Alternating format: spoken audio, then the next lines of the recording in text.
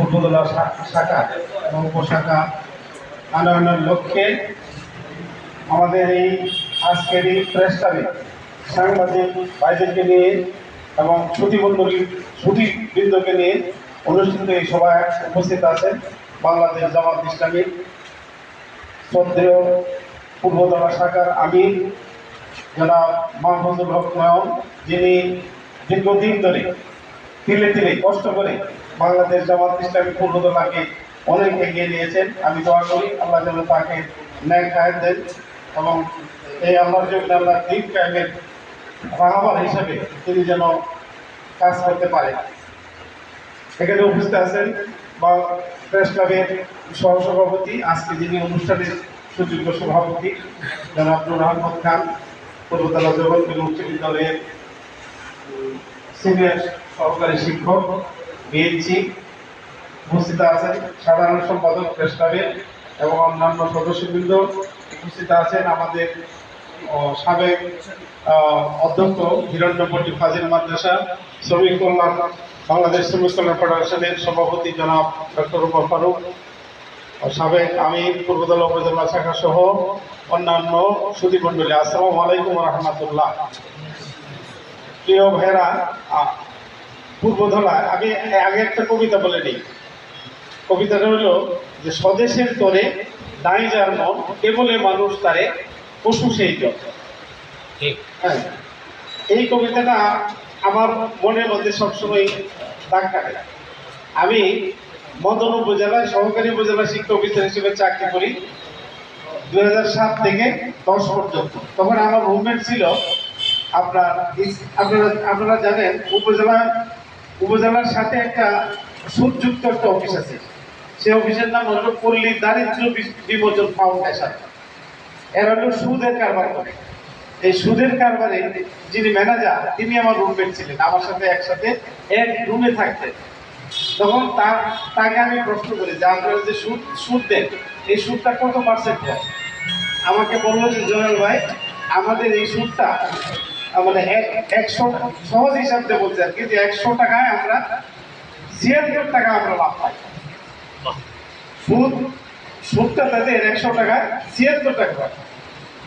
আমার মনের মধ্যে কিন্তু ওই একটা দাগ কাটছে। তখন আমি যখন বাড়িতে আসি, আমার এই পূর্বতলা দুপাটগর গ্রামের বাড়িতে আমি যখন প্রবেশ করি সপ্তাহে মাসে, বা আমি এসে দেখি কি মানে এক মহিলা পয়সা টাকা নেয়, ওই গ্রামের লোকজন আসে তাকে টাকা দেয়। তাকে আমি জিজ্ঞাসা করি যে আপনারা কিভাবে নেন? বলে যে আমরা তো কিস্তিতে টাকা নেই। এই যে কিস্তিতে নেয় মানে সুদ, আর যারা সুদ দিচ্ছে ওরা কিন্তু বুঝছে না যে কত পার্সেন্ট দিতেছে। তো ওই যে আমি তো বললি যারা জমিপোষণ ফাউন্ডেশনের ম্যানেজার, তার কাছ থেকে আমি জানছি যে এই সুদটা কিন্তু প্রায় 76% সুদে পরিণত হয়। আর এই সুদের সাথে জড়িত হয়ে কেউ কিন্তু আপনার উন্নতি করতে পারে না। যারাই সুদের সাথে জড়িত হয়েছে তারাই ধ্বংস হয়েছে। কারণ আল্লাহ কোরআন শরীফে বলছেন ওয়াহাল্লাল রিবা ওয়াহারামাল বায়া ওয়াহারামাল রিবা। সুদ হইলো হারাম আর ব্যবসা হইলো হালাল। এই সুদ, এটা আমার এই যে ঘটনাগুলো আমার মাথায় কিন্তু টনা পড়ছে। আমি আগে থেকে চিন্তা করতাম যে আমাদের এই পূর্বতলা যদি ইসলামী ব্যাংক থাকতো তাহলে তো লোকেরা সহজে ইসলামী ব্যাংকের কিন্তু একটা HDS প্রকল্প আছে, ক্ষুদ্র ঋণ দেয় তারা, সুদ মুক্ত ঋণ দেয়। তাহলে তো আমার লোক ভাইয়েরা বা আমার দেশের লোকজন উপকৃত হইতে পারতো। এই চিন্তা আমার ছিল। আমি আমাদের সংগঠনের লোকজনকেও ডক করছি বিভিন্ন জায়গায়, যেমন আমাদের মাসুদ মুস্তফা সাহেবকে বলছি, তিনিও চেষ্টা করছেন। তিনি চেষ্টা করে তিনি 2টা এজেন্ট ব্যাংকিং দিতে পারছেন, একটা জানজাইল আর একটা হলো হিরণপুর। আমাদের আমির সাহেব, আমাদের হারিস ভাই, উনি একটা করছেন, তার জামাই চালায়, সেটা হলো শ্যামগঞ্জে আপনার হলো এজেন্ট ব্যাংকিং আছে, কিন্তু পূর্বতলা প্রপারে নাই। ফলে আমি কি করছি, আমাদের এক ভাই আছে, বড় ভাই আছে, ওই মফিজুদ্দিন খান, তার চাচা, আপনারা চিনেন তাকে, পাখাবাড়ি, তাকে নিয়ে আমি হেড অফিসে গেলাম যে মফিজ ভাই চলেন আমরা পূর্বতলা উপজেলা একটা ইসলামী ব্যাংকের শাখা আনার জন্য হেড অফিসে যাই। হেড অফিসে গেলাম, আমার পরিচিত লোক আছে হাই অফিসিয়াল, তার সাথে গেলাম। তিনি সরাসরি ম্যানেজারকে কল দিলেন যে পূর্বতলা ইসলামিক ব্যাংকের শাখা দিতে হবে, গল্প শাখা দিতে হবে।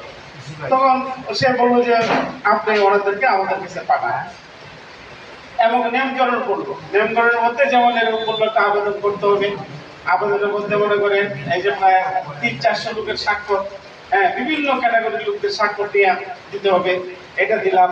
তারপরে আবার বললো যে আপনারা সাংবাদিকদের মাধ্যমে আপনাদের এলাকায় যে সাংবাদিক যারা আছে তাদের মাধ্যমে একটু পত্র পত্রিকায় দেন, হ্যাঁ এলাকায় যে চায়, এটাও আমাদেরকে বললো। আমরা এই আবেদনটা সাবমিট করেছি, কিন্তু আমি সাংবাদিক ভাইদের সহযোগিতার জন্য আজকে কিন্তু আমি জায়েজ হলে আমি বলছি ভাই একটু উপকার করতে হবে, যেহেতু তাদের ডিমান্ড এটা পোশাকা দেওয়ার জন্য তারা যদি ডিমান্ড করছে যে আমাদের পত্রিকা রিপোর্ট লাগবে, তাহলে আমরা এটাও ফুলফিল করি, করে করে উপরে যোগাযোগ করি। আমার উপরেও আছে বর্তমান যে ম্যানেজিং কমিটির এমডি যাকে বলি, এমডির কাছেও যেতে বলবো জামাত ইসলামের রূপকথা।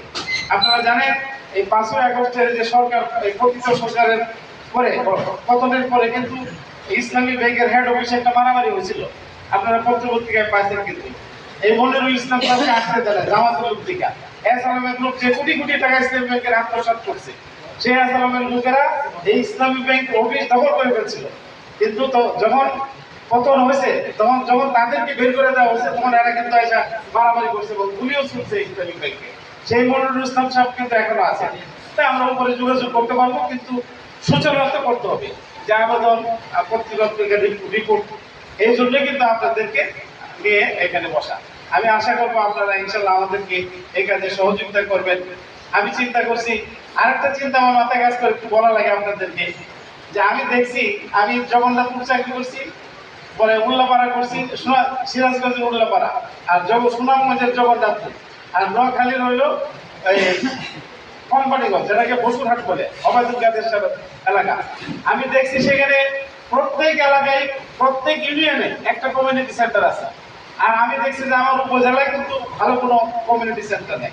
আমার সব মনের একটা স্বপ্ন হলো যে আমি তো পেনশনের টাকা পাবো, পেনশনের টাকা দিয়ে একটা কমিউনিটি সেন্টার আমি করবো ইনশাল্লাহ। আমার এটা ষোলোকে না ছিল, কিন্তু পূর্বদলে যে একটা কমিউনিটি সেন্টার আছে, মানুষ যেন এটা বলতে না পারে যে এর কোনো ভালো কমিউনিটি সেন্টার নাই। ইনশাল্লাহ সেই কাজটাও আমরা হাতে নিয়েছি। ইনশাল্লাহ আপনাদেরকে ওখানেও সুযোগ মতো সময় মতো আপনাদেরকে দাওয়াত দেব। আল্লাহ যেন আমাদের তৌফিক দেন। এটা হলো ইমানের দাবি। ব্যাংকিং আপনার আর্থিক লেনদেন যদি সুদযুক্ত হয়, আমাদের দেশ তো সুদযুক্ত দেশ, এই সুদযুক্ত দেশ তো উন্নতির দিকে যেতে পারছে না, কারণ এই সমাজটা জাগাত ভিত্তিক সমাজ না। যদি জাগাত ঠিক মতো কালেকশন হইতো, সুদ মুক্ত হইতো, তাহলে প্রতি বছর লক্ষ লক্ষ লোক পরের বছর জাগাত দিতে পারতো, এই দারিদ্র বিমোচন হইতো, দারিদ্রতা চলে যেত। কিন্তু আমরা এখন দারিদ্রতার কষাঘাতে মধ্যবিত্ত শ্রেণীর লোকেরা আস্তে আস্তে নিচের দিকে যাচ্ছে। হ্যাঁ, ধনী হলে পুঁজিবাদী সমাজ ব্যবস্থায় আমরা বাস করতেছি। পুঁজিবাদী সমাজ ব্যবস্থা হলে এক শ্রেণীর লোক অনেক উপরে যাবে, আর মধ্যবিত্ত থাকবে না, আস্তে আস্তে তারা নিচে যাবে। আমার বলতে লজ্জা নেই, আমাদের অনেক জামাতের কর্মী ভাই আছে যারা রুকুন হইতে পারতেছে না, তারা সুদি গ্রহণ করছে। আর আমাদের কোনো যিনি সুদের লোন নিছেন তাদের কাউকে জামাত কিন্তু রূপন বানায়। হ্যাঁ, আমি মনে করি যে ইসলামী ব্যাংক যদি পূর্বতলা আসে, আমাদের এই দিনী ভাইদেরও কিন্তু অনেক উপকার হবে। যারা ইসলামী ব্যাংকের মাধ্যমে তারা ঋণ পরিশোধ করে তারা রূপন হইতে পারবে, তারা আগাইতে পারবে। আমি আর কথা দীর্ঘায়িত করবো না। আপনারা এখানে আসছেন, আমাদের কথা শুনছেন, এবং এখানে আমাদের আমির সাহেব সময় দিয়েছেন। উনি সবসময় ব্যস্ত থাকেন, সারাদিন ব্যস্ত থাকেন। আজকে আমি অনুরোধ করছি একটু আপনি সময় দেন, উনিও আসছেন, এজন্য তাকেও আমি অন্তঃস্থলকে ধন্যবাদ জ্ঞাপন করছি। আপনাদের সবাইকে ধন্যবাদ দিয়ে, বিশেষ করে আমাদেরকে এই প্রেস ক্লাবে আয়োজনের সুযোগ দেওয়ার জন্য আমার এই প্রেস ক্লাবের কর্তৃপক্ষ যারা, তাদেরকে ধন্যবাদ জ্ঞাপন করে আমার সংক্ষিপ্ত বক্তব্য এখানে শেষ করছি। আল্লাহ হাফেজ। ওয়া মা তৌফিক ইল্লা বিল্লাহ।